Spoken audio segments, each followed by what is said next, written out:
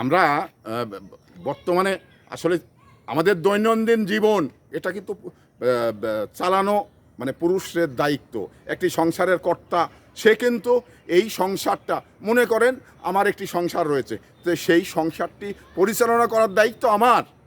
কোথায় কি লাগবে কি নেই বা ইত্যাদি বিষয়গুলো, তো সেই বিষয়গুলো আমি চালাতে গিয়ে যদি অপারগতা স্বীকার করি তাহলে কিন্তু এই দায় আমাকেই নিতে হবে। কারণ আমার ফ্যামিলির আর যারা আছেন সদস্য তারা কি বলবেন যে না এটা আপনার দায়িত্ব, আপনি চালাতে পারলেন না, এটা তো বলবে।